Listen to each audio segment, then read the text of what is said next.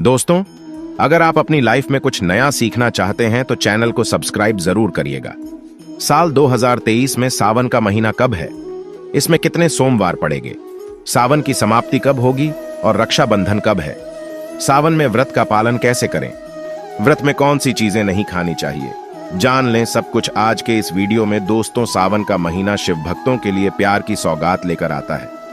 यही वो महीना है जिसे हम प्यार का महीना कहते हैं।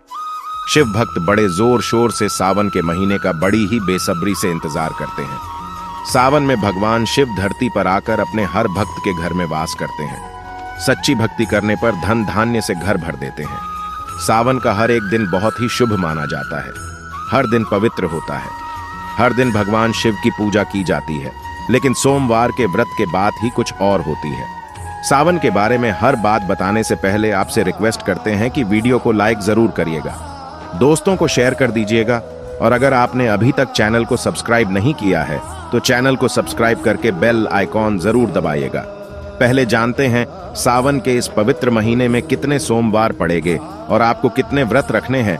दोस्तों, सावन का महीना इस साल 4 जुलाई दिन मंगलवार से शुरू हो रहा है। इस समय बहुत ही शुभ योग बन रहा है। ये दिन साक्षात मंगलकारी है। इस दिन आप भगवान शिव की पूजा अवश्य करें।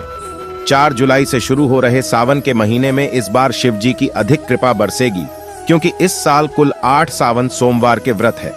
4 सावन सोमवार व्रत और 4 सावन अधिक मास व्रत इस बार मलमास या पुरुषोत्तम मास होने की वजह से 4 नहीं बल्कि 8 सोमवार के व्रत किए जाएंगे। पहले सोमवार का व्रत 10 जुलाई को, दूसरे सोमवार का व्रत 17 जुलाई को, तीसरे सोमवार का व्रत 24 जुलाई को, चौथे सोमवार का व्रत 31 जुलाई को, पांचवां व्रत 7 अगस्त को, छठे सोमवार का व्रत 14 अगस्त को, 7वें सोमवार का व्रत 21 अगस्त को और 8वें सोमवार का व्रत 28 अगस्त को रखा जाएगा। ऐसे में इस बार सावन पूरे 2 महीने तक रहने वाला है, यानी पूरे 58 दिन न कम न ज्यादा भगवान भोलेनाथ आपके घर में स्थायी रूप से वास करने वाले हैं। तो ऐसे में दिल खोलकर भगवान शिव की उपासना और भक्ति में लग जाए। दोस्तों, ये शुभ संयोग पूरे 19 सालों के बाद बना है। सावन का पहला सोमवार 10 जुलाई को पड़ेगा। इस दिन आप व्रत अवश्य रखें। भगवान भोलेनाथ आपकी सभी मनोकामनाएं अवश्य पूर्ण करेंगे। सावन की समाप्ति होगी 31 अगस्त को और रक्षाबंधन का त्योहार मनाया जाएगा 30 अगस्त। बुधवार के दिन यानी सावन समाप्ति होने से एक दिन पहले रक्षाबंधन का पर्व मनाया जाएगा। ऐसे में अब जान लेते हैं सावन के इस पवित्र महीने में कौन सी गलती नहीं करनी चाहिए जिससे कि शिव जी नाराज ना हो। और सावन व्रत में ये फल तो कभी मत खाना, नहीं तो भगवान भोलेनाथ आपसे क्रोधित हो सकते हैं। आपका व्रत टूट सकता है। आइए जानते हैं कुछ ऐसी सावधानियां जिन्हें भूल कर भी नहीं करना चाहिए। नंबर 1, शास्त्रों में बताया गया है कि व्रतधारी को उधार मांगकर फल आदि नहीं खाना चाहिए। इससे पाप लगता है और व्रत अधूरा रह जाता है। सोमवार का व्रत हो या कोई और व्रत में पड़ोसियों से मांगकर फल वगैरह खाना नहीं चाहिए। व्रत में उधार मांगकर खाने से व्यक्ति का व्रत झूठा हो जाता है। ईश्वर की शरण में आने पर व्यक्ति को झूठ नहीं बोलना चाहिए, कर्ज नहीं लेना चाहिए, चुगली आदि नहीं करनी चाहिए, उधार मांगकर भी खाना नहीं चाहिए। अगर व्रत के दौरान आपको कोई अपनी मर्जी से खाने के लिए कुछ देता है तो उसे आप खा सकते हैं, लेकिन व्रत में कम से कम उधार मांगकर फल आदि खाना नहीं चाहिए। इससे पाप लगता है और व्यक्ति की पवित्रता भंग हो जाती है। नंबर 2, सोमवार का व्रत हो या सावन का व्रत आपको नाशपाती नहीं खाना चाहिए। दरअसल इस फल का नाम नाशपाती यानी नाश करने वाला होता है, इसलिए इस फल को व्रत में नहीं खाना चाहिए। व्रत आदि को छोड़कर किसी और दिन आप इसे खा सकते हैं, लेकिन जिस दिन आपका व्रत हो उस दिन नाशपाती का सेवन बिल्कुल नहीं करना चाहिए और भगवान को भी नाशपाती नहीं चढ़ाना चाहिए। नंबर 3, कभी कुत्तू या सिंघाड़े का आटा खाने से भी आपका व्रत टूट सकता है। दोस्तों, लंबे समय से रखा हुआ आटा आपका व्रत भंग कर सकता है। दरअसल पुराने आटे में घुन आदि कीड़े वगैरह पड़ जाते हैं जो ठीक तरह से दिखाई भी नहीं देते। ऐसा आटा खाने पर दरअसल आप मांस का सेवन करते हैं और व्रत में कीड़े खाना घोर पाप के बराबर माना गया है। आपका व्रत इससे भंग हो जाता है। व्रत में ताज़ा आटा खाना चाहिए। लंबे समय से रखे हुए आटे में कीड़े पड़े जाते हैं तो ऐसा कभी ना करें। व्रत हमेशा शुद्धता में ही रखना चाहिए। सावन का महीना बड़ा ही पवित्र महीना माना गया है, इसलिए ये 5 चीजें भगवान शंकर के पास कभी ना रखें। जानते हैं उनके बारे में। नंबर 1, जहां शिवलिंग रखा हो या महादेव की कोई भी प्रतिमा हो वहां पर भूलकर भी जूते चप्पल लेकर जाना नहीं चाहिए। जरा सोचिए, जब आपके कमरे में कोई चप्पल लेकर प्रवेश करता है तो आपको कितना क्रोध आता है। तो इसी कारण महादेव भी आपसे नाराज हो जाते हैं और आपको मिलने वाला फल नष्ट हो जाता है। ऐसे में हमेशा मंदिर में नंगे पांव ही प्रवेश करें, क्योंकि चमड़े की चप्पल हमेशा अशुद्ध रहती है। इससे देव शक्ति नाराज होती है।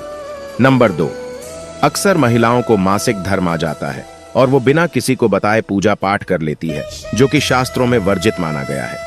इस समय महिलाओं को जानकर भी अनजान नहीं बनना चाहिए। अगर आपको मानसिक पीड़ा है तो घर के मंदिर में या बाहर के मंदिर में प्रवेश नहीं करना चाहिए। इससे देव शक्तियां नाराज होकर आपसे क्रोधित हो सकती हैं। ऐसे समय में शिवलिंग को छूना घोर पाप के बराबर माना गया है। जरा सोचिए, ऐसी अवस्था में जब खुद महिला को बुरा लगता है तो ईश्वर को कितना बुरा लगेगा। इसलिए महिलाओं को ऐसी अवस्था में मंदिर या यात्रा में जाना, घर में पूजा पाठ करना, भगवान की प्रतिमा को छूना या तुलसी में पानी भी नहीं डालना चाहिए। तुलसी का पौधा भी इससे सूख जाता है। जब देव शक्तियां नाराज होती हैं तो लाजमी है कि घर में कंगाली और गरीबी आने लगती है, लड़ाई झगड़े होने लगते हैं, तो ऐसा कभी मत करना। नंबर 3, शास्त्रों में बताया गया है कि जहां होता है शिवलिंग वहां पर सभी देव शक्तियां सक्रिय रहती हैं। जिसके घर में शिवलिंग होता है वो व्यक्ति महादेव की कृपा सदैव पा लेता है। वास्तुशास्त्र के अनुसार शिवलिंग से हर वर्ग ऊर्जा का संचार होता रहता है, इसलिए शिवलिंग पर जलधारा हमेशा होनी चाहिए, जो ऊर्जा को शांत रखती है। कुछ लोग अपने घर में शिवलिंग तो रख लेते हैं, लेकिन वो कभी हफ्ते में एक बार जल चढ़ाते हैं, जो कि बिल्कुल भी अच्छा नहीं माना जाता। अगर आप जल नहीं चढ़ा सकते तो आप अपने घर में शिवलिंग कभी स्थापित ना करें, ऐसा गरुड़ पुराण में बताया गया है। इससे उल्टा घर में विनाश होता है। नंबर 4, शास्त्रों में बताया गया है कि तुलसी और महादेव का बैर माना गया है। इसी कारण तुलसी में शिवलिंग और गणेश की प्रतिमा को नहीं रखा जाता। कई लोग जाने अनजाने में शिवलिंग को तुलसी में रख देते हैं और घर में परेशानी आना शुरू हो जाती है। इससे महाशक्तियां क्रोधित हो जाती हैं, तो शिवलिंग पर तुलसी पत्र भी नहीं चढ़ाना चाहिए। तुलसी में और शिवलिंग में कुछ दूरी होनी चाहिए। नंबर 5, घर का मंदिर हो या बाहर का मंदिर, किसी भी मंदिर में ऐसे व्यक्ति को प्रवेश नहीं करना चाहिए जिसने स्त्री प्रसंग अर्थात संभोग किया हो या उसने मांस खाया हो। अगर आप शारीरिक रूप से गंदे हैं तो मंदिर के आसपास भी नहीं जाना चाहिए। घर के बने मंदिर पर कोई कपड़ा आदि डाल देना चाहिए। जरा आप ही सोचिए, क्या आप मांस खाकर या स्त्री के साथ शारीरिक संबंध बनाकर भगवान के पास जाएंगे और क्या वो आपसे प्रसन्न होंगे? बिल्कुल भी नहीं। वो आपसे क्रोधित हो सकते हैं, आपसे नाराज हो जाएंगे। शास्त्रों में इसे घोर पाप माना गया है। इससे व्यक्ति नरक में जाता है। ऐसा दुष्ट स्वभाव मनुष्य के बर्बादी का कारण माना गया है, तो ऐसा बिल्कुल ना करें। ईश्वर के सामने हमेशा नहा धोकर मन पवित्र लेकर ही जाना चाहिए। इससे सभी शक्तियां आपसे प्रसन्न रहती हैं। दोस्तों, सावन के महीने में महादेव को ऐसे बेलपत्र कभी मत चढ़ाना, इसे बहुत ही अशुभ माना जाता है। दोस्तों, हम पौराणिक मान्यताओं के अनुसार बेलपत्र चढ़ाने से शिव जी का मस्तक शीतल रहता है। बेलपत्र से भगवान शिव की पूजा करने से दरिद्रता दूर होती है, व्यक्ति सौभाग्यशाली बनता है। इससे हनुमान जी भी प्रसन्न हो जाते हैं, क्योंकि वे शिव के ही अवतार हैं और इस बात को शायद ही कोई जानता हो। दोस्तों, अब आप ये जान लें कि बेलपत्र का उपयोग और इसके लाभ कैसे मिलते हैं। नंबर 1, तीनों लोगों में जीतने तीर्थ स्थल प्रसिद्ध है। वे सभी तीर्थ स्थल बेलपत्र की मूल भाग में स्थित माने जाते हैं। इस बात को शायद ही कोई जानता हो।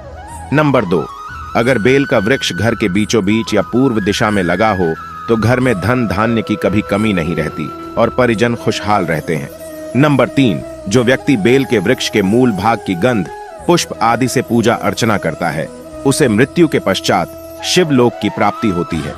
अब जानते हैं बेलपत्र से जुड़ी और कुछ खास बातें। दोस्तों, चतुर्थी, अष्टमी, नवमी, चतुर्दशी और अमावस्या, इन तिथियों को साथ ही संक्रांति के समय और सोमवार को बेलपत्र नहीं तोड़ना चाहिए। पूजा से एक दिन पहले ही बेलपत्र तोड़कर रख लें। दोस्तों, हम बेलपत्र कभी अशुद्ध नहीं होता। अगर आपको पूजा के लिए नया बेलपत्र नहीं मिल रहा है तो आप किसी दूसरे के चढ़ाए हुए बेलपत्र को स्वच्छ जल से धोकर भगवान शिव को अर्पित कर सकते हैं। बेलपत्र में कम से कम 3 पत्तियां होनी चाहिए। कटी फटी पत्तियों का बेलपत्र भगवान शिव को गलती से भी अर्पित मत करना।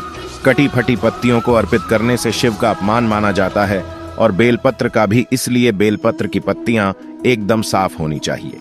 दोस्तों, सावन के इस पवित्र महीने में जिस व्यक्ति को 5 संकेत मिल जाए तो इससे ये पता चलता है कि महादेव आपकी भक्ति से बहुत प्रसन्न हैं और आपको धनी होने से कोई भी नहीं रोक सकता। चलिए जानते हैं। नंबर 1, बैल का दरवाजे पर आना। दोस्तों, नंदी महाराज भगवान भोलेनाथ के वाहन हैं। नंदी को भगवान शिव का द्वारपाल भी कहा गया है। नंदी महाराज को बुद्धि और ज्ञान का प्रतीक माना गया है। शिव के मंदिर के बाहर हमेशा नंदी महाराज विराजित रहते हैं। लेकिन अगर सावन के इस पवित्र महीने में अचानक से नंदी महाराज आपके दरवाजे पर आ जाए और घर की चौखट को सींग मारने लगे, तब आपको समझ लेना चाहिए कि भगवान शिव आपके घर में आने वाले हैं। ये उनके आने का एक संकेत है। भगवान शिव आपकी भक्ति से बहुत प्रसन्न हैं और आपके घर में खुशियां आने वाली है। आपको धनी होने से कोई नहीं रोक सकता, लेकिन याद रहे नंदी महाराज को तिलक लगाकर मीठा भोग जरूर खिलाएं। नंबर 2, सावन के पवित्र महीने में अचानक से आपके सपनों में अगर शिवलिंग दिखाई दे जाए, अर्थात भगवान शिव दिखाई दे, तो इससे आपको समझना चाहिए कि अब आपके जीवन से परेशानियों का अंत जल्दी हो जाएगा। भगवान शिव आपकी सच्ची आराधना भक्ति से बहुत खुश हैं और वो आपके घर में आने वाले हैं। ऐसे में याद रहे, शिव की भक्ति में कोई भी कमी ना आने दें। घर को गंदा ना रखें, क्योंकि आपके घर में भगवान शिव पधारने वाले हैं। नंबर 3, शास्त्रों के अनुसार माना गया है कि नीलकंठ पक्षी भगवान शिव का प्रतीक है। अगर आपके घर में सावन के महीने में नीलकंठ छत पर आकर बैठ जाए तो उसे भूलकर भी मत भगाना, क्योंकि यह भगवान शिव का प्रतीक माना गया है। ऐसे में आपको खुश हो जाना चाहिए, क्योंकि भगवान शिव आपकी भक्ति से बहुत खुश हैं। शास्त्रों में बताया गया है कि नीलकंठ अगर मनुष्य के घर पर आकर बैठ जाए तो यह घर में साक्षात महादेव शिव के आने का संकेत है। अब आपके बुरे दिन जाने वाले हैं। कहते हैं भगवान श्री राम ने इस पक्षी के दर्शन करने के बाद ही रावण पर विजय प्राप्त की थी। दम पर 4 सावन के पवित्र महीने में घर में काला सांप निकल आए तो इसे बहुत ही शुभ कारक माना गया है। इसे बिल्कुल भी ना मारे। ये भगवान शिव के आने का संकेत है। जिनकी भक्ति से महादेव प्रसन्न होते हैं, उन्हें महादेव किसी खास अवसर पर अपने दर्शन देते हैं। सावन का महीना बहुत ही पवित्र महीना माना गया है। यही वो महीना है जिसमें भगवान शिव धरती पर आते हैं और उसी घर में अपना आवास बना लेते हैं जो सच्चा भक्त होता है। सपनों में किसी मंदिर में नाग नागिन का जोड़ा देखना बहुत ही शुभ कारक माना गया है। ये घर में शिव के आने का संकेत है। अब आपके खुश होने का समय आया है। नंबर 5, सावन के शुभ अवसर पर सोमवार के दिन डमरू की आवाज या घंटियों की आवाज सुनाई दे तो ये अत्यंत शुभकारी माना गया है। इसका अर्थ यह है कि भगवान भोलेनाथ आपसे प्रसन्न हैं और जल्दी आपके घर और जीवन में प्रवेश करने वाले हैं, जिससे आपका आर्थिक संकट दूर होकर जीवन में सुख समृद्धि आने वाली है। महादेव आपसे बहुत खुश हैं। दोस्तों, महादेव की कृपा पाने के लिए एक बार भगवान शिव का जयकारा जरूर लगाएं। हर हर महादेव, ओम नमः शिवाय। भगवान शिव के लिए एक लाइक तो बनता है। उम्मीद करते हैं आपको जानकारी पसंद आई होगी।